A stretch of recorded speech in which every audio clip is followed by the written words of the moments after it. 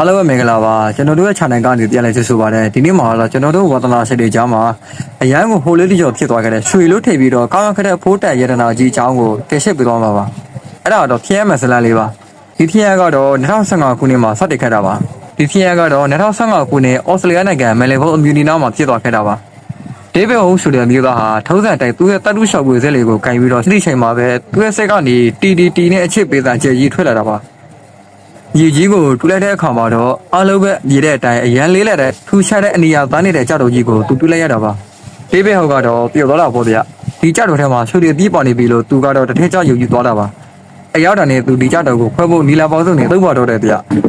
ဒီကြောက်တော်ကိုသူကလွှမ်းနေတဲ့ဖြတ်တယ်မရဘူးဆင်းနေလိုက်တိုက်ကြည့်တယ်မရဘူးအေးဆင်းနေလိုက်စိတ်ကြည့်တယ်မထူးခြားဘူးနောက်ဆိုတူချင်းနဲ့အားရပါရထူတာဒီကြောက်တော်ကြီးကအိတ်ကြောင်လေးတာမထင်ခဲ့တာပါ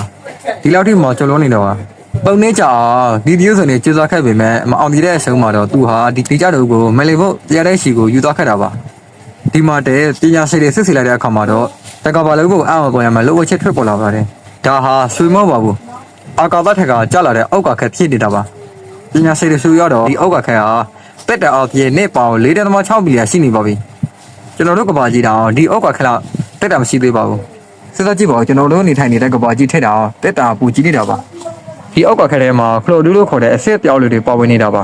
ဒါဟာကျွန်တော်တို့နေဖွဲ့စီ solar system ဘယ်လိုစတင်ဖြစ်ပေါ်လာလဲဆိုတာလေ့လာဖို့အလောတာမှုကြီးတဲ့ထောက်ထောက်ကြီးဖြစ်ပါတယ်ပြိပပညာရှင်တွေတွေ့တော့ဒါဟာဆွေထေးတာပို့ပြီးတော့တာဖို့ဖျက်မရတဲ့ရတနာတစ်ခုဖြစ်သွားခဲ့ရတာပါ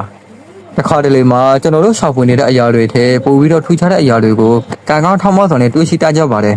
အခုဆိုရင်ဒီမယ်လီဘတ်အောက်ကခက်ကြီးကိုမယ်လီဘတ်တရားတိုင်းမှာပဲဂိုယူဆိုတရားထားပါတယ်ကဲခုကြည့်နေတဲ့ပလေသားကြီးတွေရောဒီကြီးတွေးနေထူးခြားတဲ့လေးတွေကိုတူဖို့တတ်ကြသလားကွန်မန့်မှာရေးပြသွားပါဦးနော်ခုလိုထူးခြားတဲ့တဲ့တွေကိုဒီသိရအောင်ကျွန်တော် channel ကို subscribe လုပ်ထားဖို့မမေ့ပါနဲ့အောင်